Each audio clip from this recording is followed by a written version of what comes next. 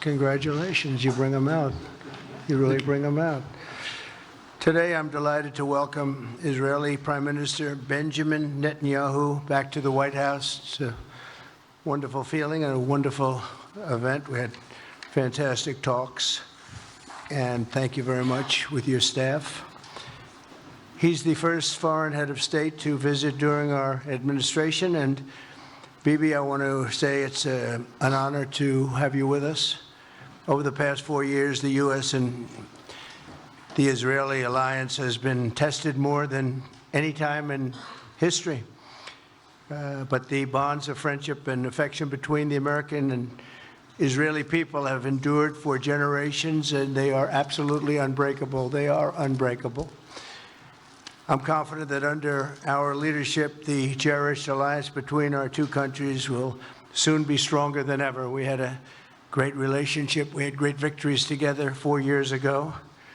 Not so many victories over the past 4 years, however. In my first term, Prime Minister and I forged a tremendously successful partnership that brought peace and stability to the Middle East like it hadn't seen in decades. Together, we defeated ISIS. We ended the disastrous Iran nuclear deal, one of the worst deals ever made, by the way, and imposed the toughest ever sanctions on the Iranian regime. We starved Hamas and Iran's other terrorist proxies, and we starved them like they had never seen before. Resources and support disappeared for them. I recognized Israel's capital, opened the American embassy in Jerusalem, and got it built, by the way. Built it too, just not only designated it, but got it built at a price that nobody's seen for 40 years. We got it built, it's beautiful, all Jerusalem stone, right from nearby, and it's something that's very special. And recognized Israeli sovereignty over the Golan Heights, something that they talked about for 70 years, and they weren't able to get it, and I got it. And with the historic Abraham Accord, something that was really an achievement that was, I think, going to become more and more important because we achieved the most significant Middle East peace agreements in half a century, but the Abraham Accords in particular, and I really believe that many countries will soon be joining this amazing peace and economic development transaction. It really is a big economic development transaction. I think we're going to have a lot of people signing up very quickly. Unfortunately, for 4 years, nobody signed up. Nobody did anything for 4 years except in the negative. Unfortunately, the weakness and incompetence of those years, those past 4 years, the grave damage around the globe that was done, including in the Middle East, grave damage all over the globe. The horrors of October 7th would never have happened if I were president. The Ukraine and Russia disaster would never have happened if I were president. Over the past 16 months, Israel has endured a sustained, aggressive, and murderous assault on every front, but they fought back bravely. You see that, and you know that. What we have witnessed is an all-out attack on the very existence of a Jewish state in the Jewish homeland. The Israelis have stood strong and united in the face of an enemy that has kidnapped, tortured, raped, and slaughtered innocent men, women, children, and even little babies. I want to salute the Israeli people for meeting this trial with courage and determination and unflinching resolve. They have been strong. In our meetings today, the Prime Minister and I focused on the future, discussing how we can work together to ensure Hamas is eliminated and ultimately restore peace to a very troubled region. It's been troubled, but what's happened in the last 4 years has not been good. I want to thank Prime Minister Netanyahu for working closely with my transition team, the Special Envoy Steve Witkoff, who's here somewhere. Steve? Stand up, Steve, please. What a job you've done. What a good job you've done. Proud of you. Done a fantastic job. National Security Advisor Mike Waltz. Thank you, Mike, for working so well with us. Thank you. We have, in addition, Marco Rubio, who is on the phone right now, listening to every single word that we say, and he's going to be great. And Pete, congratulations. And Scott, congratulations. I see you're here. And Caroline's been doing a great job. She's really probably talked about more than anybody here. She's done a fantastic job, and thank you very much, Caroline. We're proud of you. But we'll only be satisfied when all of these problems are solved, and we have the team to solve them, and that's going to happen. And it's going to happen, I think, very quickly. I also strongly believe that the Gaza Strip, which has been a symbol of death and destruction for so many decades, and so bad for the people anywhere near it, and especially those who live there, and frankly, who's been really very unlucky. It's been very unlucky. It's been an unlucky place for a long time. Being in its presence just has not been good, and it should not go through a process of rebuilding and occupation by the same people that have really stood there and fought for it and lived there and died there and lived a miserable existence there. Instead, we should go to other countries of interest with humanitarian hearts, and there are many of them that want to do this, and build various domains that will ultimately be occupied by the 1.8 million Palestinians living in Gaza, ending the death and destruction and, frankly, bad luck. This can be paid for by neighboring countries of great wealth. It could be 1, 2, 3, 4, 5, 7, 8, 12. It could be numerous sites, or it could be one large site. But the people will be able to live in comfort and peace, and we'll make sure something really spectacular is done. They're going to have peace. They're not going to be shot at and killed and destroyed like this civilization of wonderful people has had to endure. The only reason the Palestinians want to go back to Gaza is they have no alternative. It's right now a demolition site. This is just a demolition site. Virtually every building is down. They're living under fallen concrete that's very dangerous and very precarious. They instead can occupy all of a beautiful area with homes and safety, and they can live out their lives in peace and harmony instead of having to go back and do it again. The U.S. will take over the Gaza Strip, and we will do a job with it, too. We'll own it and be responsible for dismantling all of the dangerous unexploded bombs and other weapons on the site, level the site and get rid of the destroyed buildings, level it out, create an economic development that will supply unlimited numbers of jobs and housing for the people of the area. Do a real job, do something different. Just can't go back. If you go back, it's going to end up the same way it has for 100 years. I'm hopeful that this ceasefire could be the beginning of a larger and more enduring peace that will end the bloodshed and killing once and for all. With the same goal in mind, my administration has been moving quickly to restore trust in the alliance and rebuild American strength throughout the region, and we've really done that. We're a respected nation again.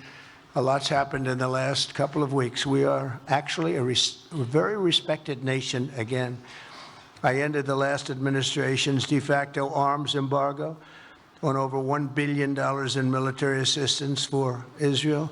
And I'm also pleased to announce that this afternoon, the United States withdrew from the anti-Semitic UN Human Rights Council and ended all of the support for the UN Relief and Works Agency, which funneled money to Hamas and which was very disloyal to humanity. Today, I also took action to restore a maximum pressure policy on the Iranian regime, and we will once again enforce the most aggressive possible sanctions, drive Iranian oil exports to zero, and diminish the regime's capacity to fund terror throughout the region and throughout the world. We had no threat when I left office. Iran was not able to sell oil. Nobody was buying oil because I said, don't buy it. If you buy it, you're not doing any business with the United States. And Hamas was not being funded. Hezbollah was not being funded. Nobody was being funded. There would never have been an October 7th. 2 weeks ago, I once again designated the Houthis as a terrorist organization. They're trying to destroy world shipping lanes, and that's not going to happen. And over the weekend, I ordered airstrikes against senior ISIS leaders hiding in the caves of Somalia and took them out. Here in America, we've begun the process of deporting foreign terrorists, jihadists, and Hamas sympathizers from our soil, just as we have people that are extremely evil, and we're sending them out of our country. They came from jails. They came from mental institutions and insane asylums, and they were dumped into our country. They're gang members. We're getting them out at numbers that nobody can actually believe. And every single country is taking those people back. They said they would never take them back, and they're all taking them back, and they're taking them back very gladly. And I recently signed an executive order combating the vile wave of anti-Semitism that we've seen in the aftermath of the October 7th attacks. Together, America and Israel will renew the optimism that shined so brightly just 4 years ago. It was really a bright, beautiful light. We will restore calm and stability to the region and expand prosperity, opportunity, and hope to our nations and for all people of the Middle East, including the Arab and Muslim nations. Very important. We want the Arab and Muslim nations to have peace and have tranquility and have great lives.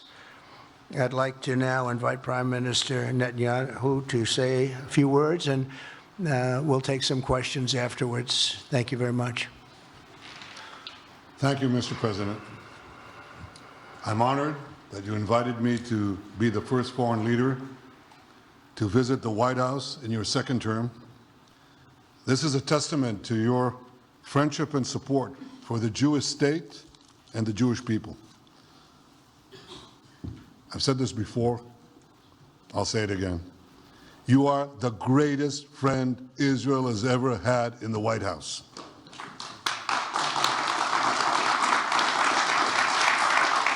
And that's why the people of Israel have such enormous respect for you. In your first term, you recognized Jerusalem as Israel's capital. You moved the American embassy there. You recognized Israel's sovereignty over the Golan Heights. You withdrew from the disastrous Iran nuclear deal. I remember we spoke about it. You said, this is the worst deal I've ever seen. I'm elected, I'm walking out of it. That's exactly what you did. And I think it speaks loudly for just common sense, just looking at things and seeing them as they are. And of course, you also brokered the groundbreaking Abraham Accords in which Israel made peace with 4 Arab states. We did this in 4 months. Nothing happened for a quarter of a century, but in 4 months, we were able, working together under your leadership, to have 4 historic peace accords. And now in the first days of your second term, you picked up right where you left off. Your leadership helped bring our hostages home, among them American citizens. You freed up munitions that have been withheld from Israel. They had been withheld from Israel in the midst of a 7-front war for our existence. And you just freed it. You ended unjust sanctions against law-abiding Israeli citizens. You boldly confronted the scourge of anti-Semitism.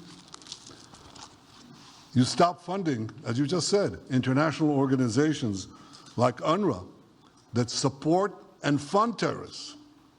And today, you renewed the maximum pressure campaign against Iran.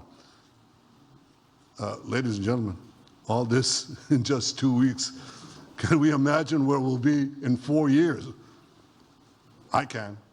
I know you can, Mr. President.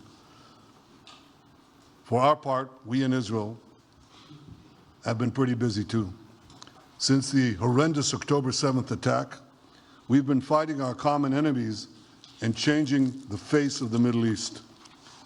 On that infamous day, Hamas monsters savagely murdered 1,200 innocent people, including more than 40 Americans.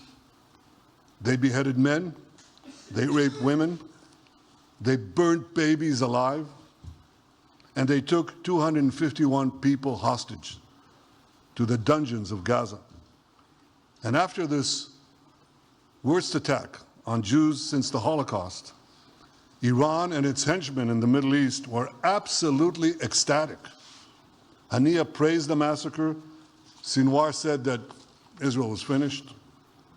Nasrallah boasted that Israel was, here's what he said, as feeble as a spider's web. Well, Mr. President, Haniya is gone. Sinwar is gone. Nasrallah is gone. We've devastated Hamas. We decimated Hezbollah. We destroyed Assad's remaining armaments. And we crippled Iran's air defenses. And in doing this, we've defeated some of America's worst enemies. We took out terrorists who were wanted for decades for shedding rivers of American blood, including the blood of 241 Marines murdered in Beirut. We accomplished all this with the indomitable spirit of our people and the boundless courage of our soldiers.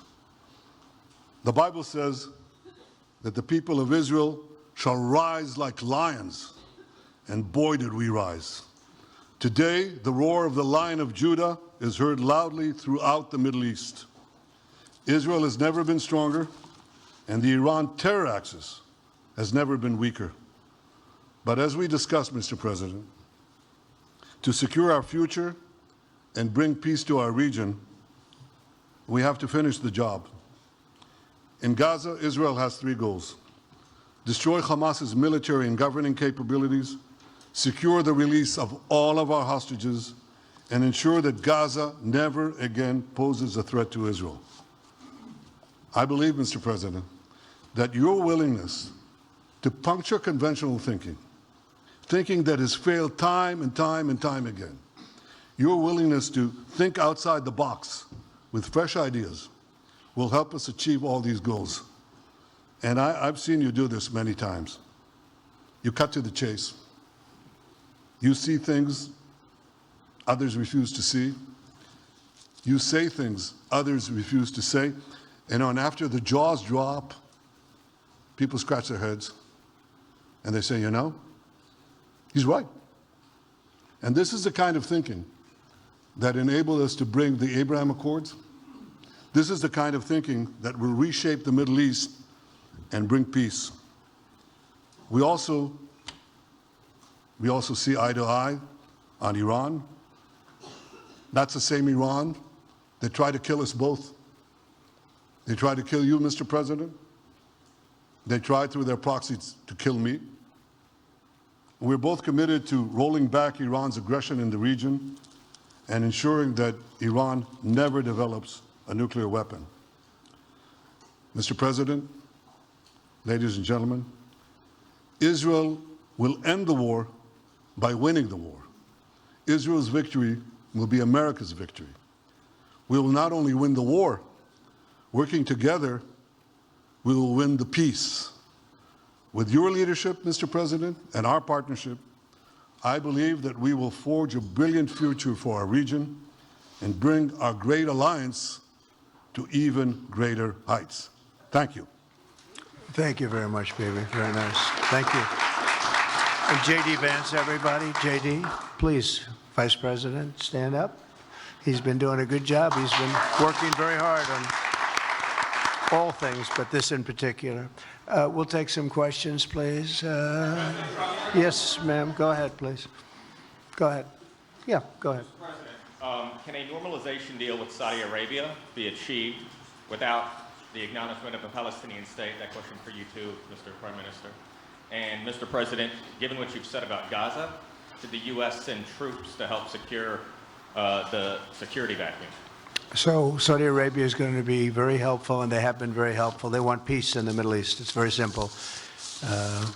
We know their leader and their leaders very well. They're wonderful people, and they want peace in the Middle East.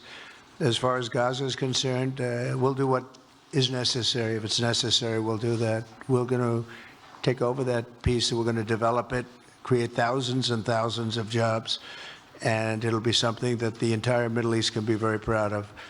But everybody feels that continuing the same process that's gone on forever, over and over again, and then it starts, and then the killing starts, and all of the other problems start, and you end up in the same place, and we don't want to see that happen. So by the United States, with its stability and strength, owning it, especially the strength that we're developing and developed over the last fairly short period of time, I would say really since the election, I think we'll be a keeper of something that is very, very strong, very powerful, and very, very good for the area, not just for Israel, for the entire Middle East, very important. And we'll, again, have thousands of jobs, and there'll be jobs for everyone, not for a specific group of people, but for everybody. Okay, please. I think peace between Israel and Saudi Arabia is not only feasible, I think it's going to happen. I think if we had another half a year in your first term, it would have already happened. True. Many, many more, I agree, many more nations.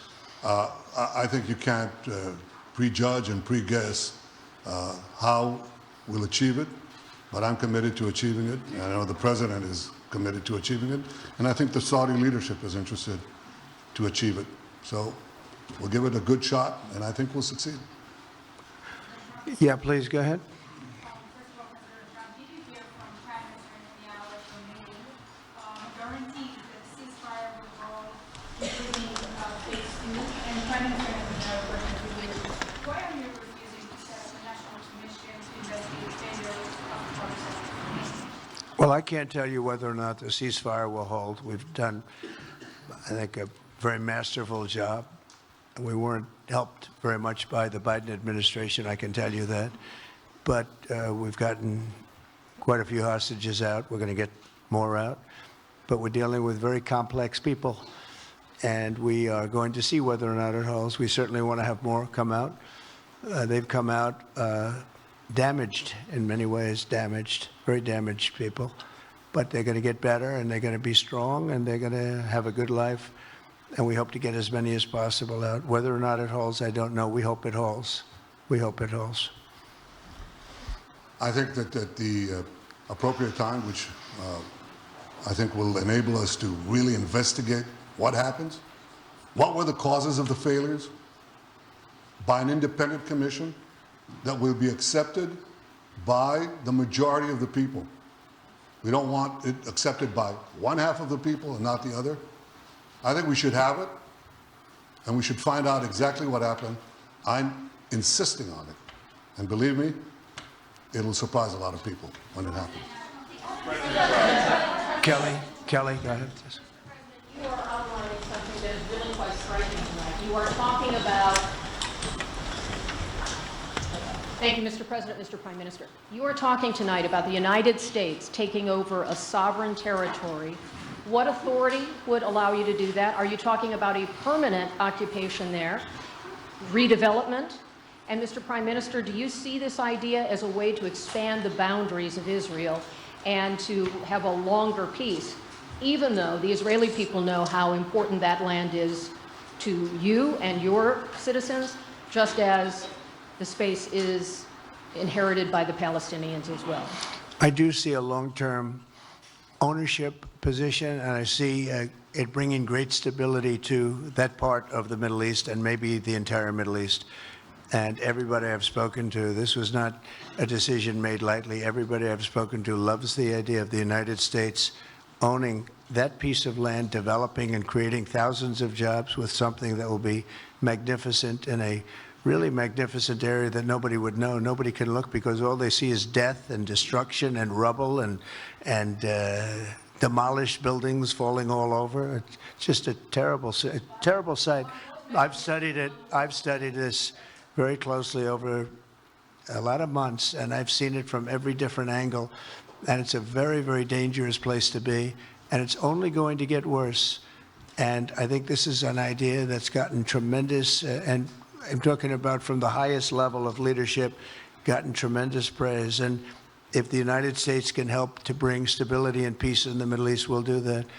Bibi? I mentioned again tonight our three goals, and the third goal is to make sure that Gaza never poses a threat to Israel again. President Trump is taking it to a much higher level. He sees a different future for that piece of land that has been the focus of so much terrorism, so many attacks against us, so many trials and so many tribulations. He has a different idea. And I think it's worth paying attention to this. We're talking about it. He's exploring it with his people, with his staff. I think it's something that could change history. And it's worthwhile really pursuing this avenue.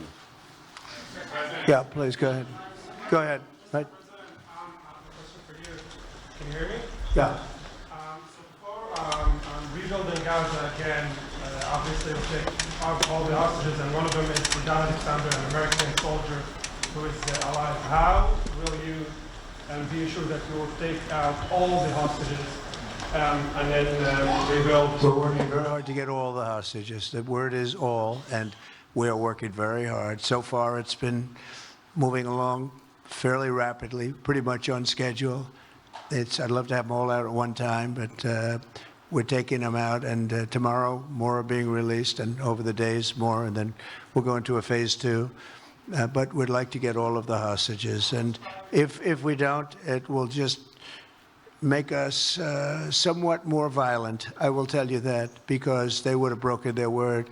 Mr. Witkoff and his entire group have been working 24 hours around the clock, and they want them out, and promises have been made to them, and we'll see whether or not those promises will be kept.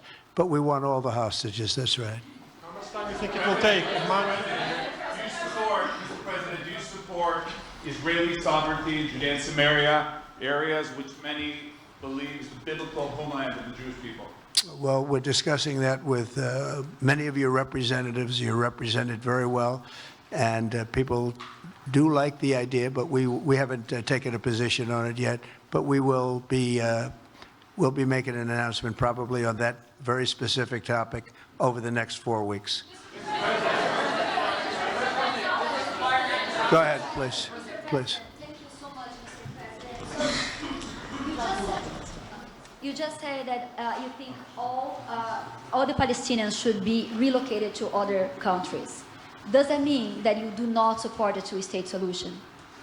It doesn't mean anything about a two-state or one state or any other state.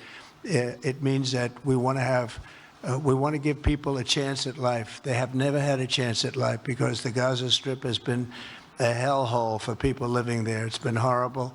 Hamas has made it so bad, so dangerous, so unfair to people.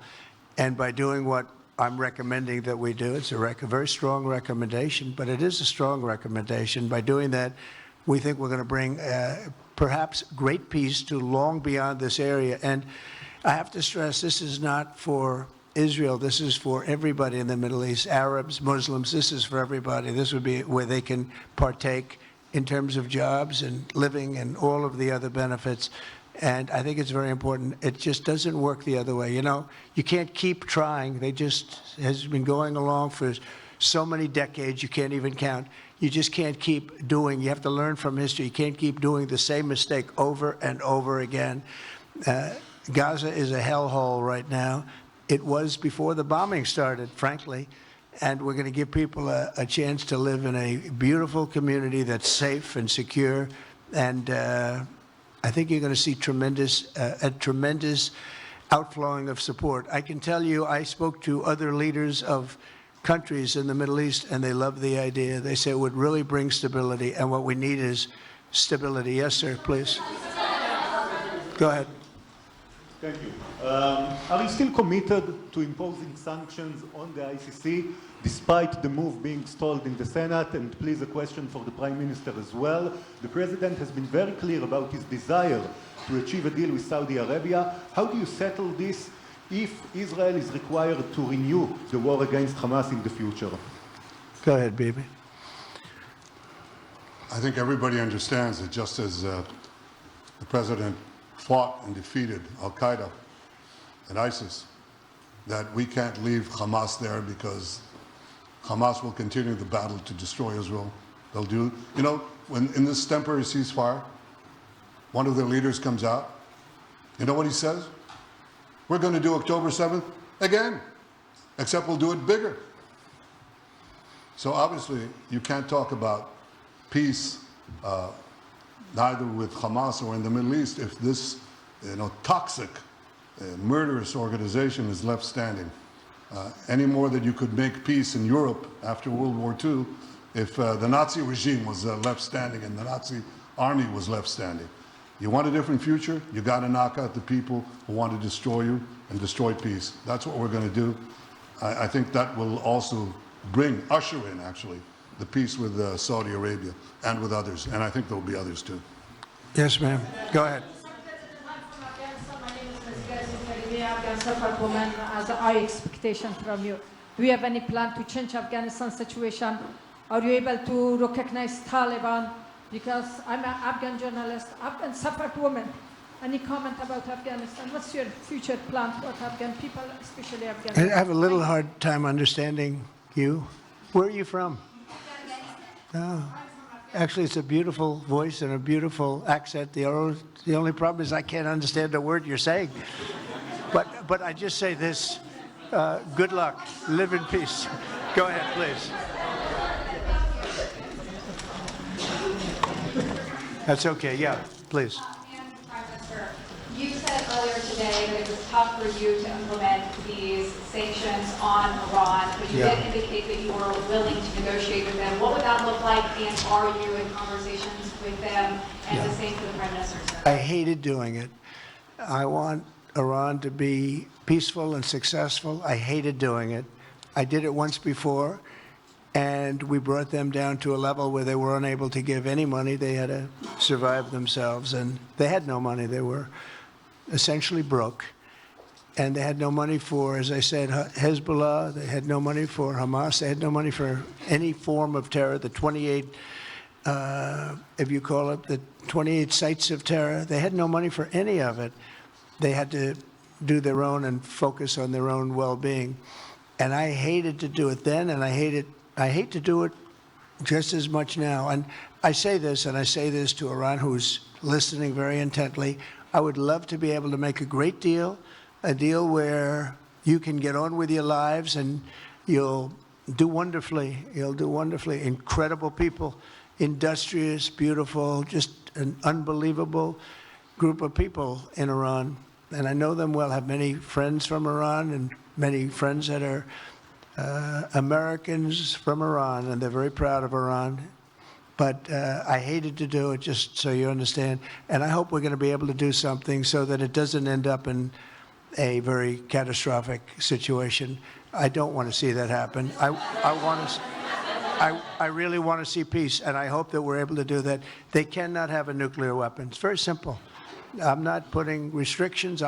They cannot have one thing. They cannot have a nuclear weapon. And if I think that they will have a nuclear weapon, despite what I just said, I think that's going to be very unfortunate for them. If, on the other hand, they can convince us that they won't, and I hope they can. It's very easy to do. It's actually very easy to do.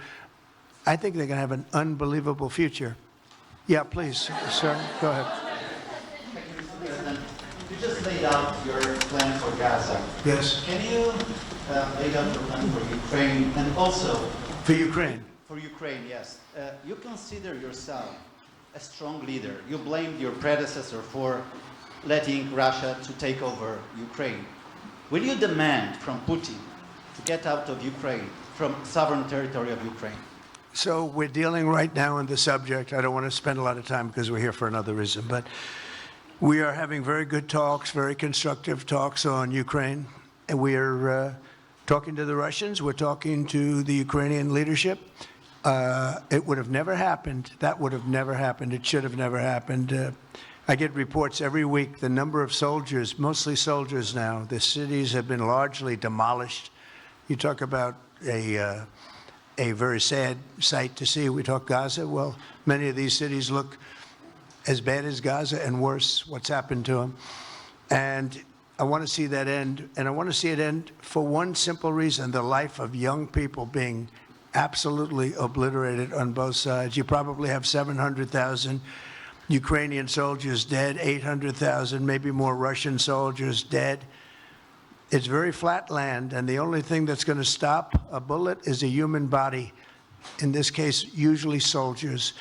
and the numbers are staggering. When you hear the real numbers in Ukraine, what the numbers are, and this doesn't include the cities that have been demolished and all of the people that were killed. So I want to see it stopped. We're having very good talks, and I think we're going to get it. I think something will be hopefully dramatically. It will rise above everything. You can't let this continue. You can't. This is an absolute slaughter that's taking place on the beautiful farmlands of Ukraine, and we have to stop it. We can't let this continue. It is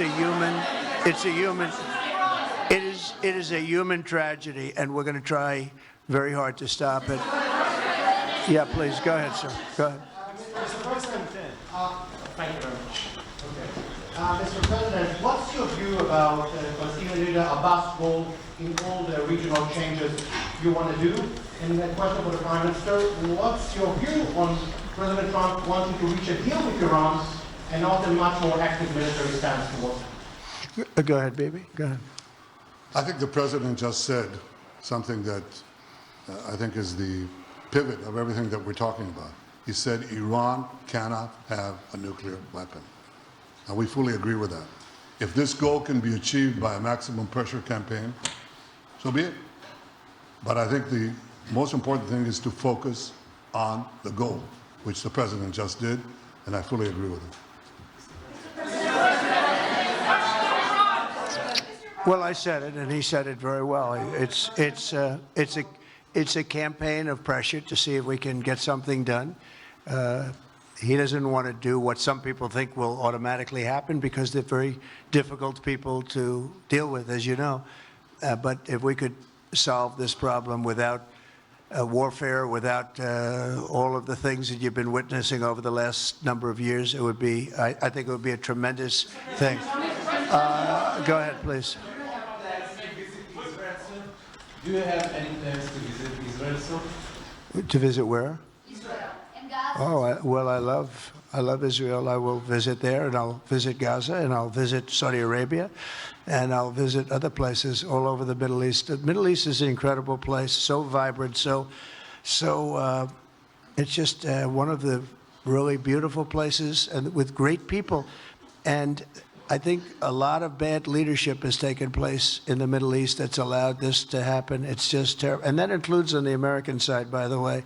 We should have never gone in there a long time ago, spent trillions of dollars and created so much death. So that includes Americans. But yeah, I'll be visiting a lot of different places in the Middle East. I've been invited everywhere, but I will be visiting some, yeah. Okay. Let's go. Caitlin, go ahead. Caitlin. Thank you so much, President Trump. Just Caitlin, to follow go up ahead. on what you were saying there. Say it. Go ahead, please. Just to follow up on what you were saying about the Gazans leaving Gaza, going to other countries. One, where exactly are you suggesting that they should go? And two, are you saying they should return after it's rebuilt? And if not, who do you envision living there? I envision the world, people living there, the world's people. I think you'll make that into an international, unbelievable place. I think the potential in the Gaza Strip is unbelievable. And I think the entire world, representatives from all over the world will be there, and they'll live there. Palestinians also. Palestinians will live there. Many people will live there. But they've tried the other, and they've tried it for decades and decades and decades. It's not going to work. It didn't work. It will never work. And you have to learn from history. History has, you just can't let it keep repeating itself. We have an opportunity to do something that could be phenomenal. And I don't want to be cute. I don't want to be a wise guy, but the Riviera of the Middle East, this could be something that could be so this could be so magnificent. But more importantly than that is the people that have been absolutely destroyed that live there now can live in peace in a much better situation because they're living in hell. And those people will now be able to live in peace. We'll make sure that it's done world class. It'll be wonderful for the people. Palestinians mostly we're talking about. And I have a feeling that despite them saying no, I have a feeling that the king in Jordan and that the general president, but that the general in Egypt will open their hearts and will give us the kind of land that we need to get this done. And people can live in harmony and in peace. Thank you all very much. Thank you. Thank you very much. Thank you.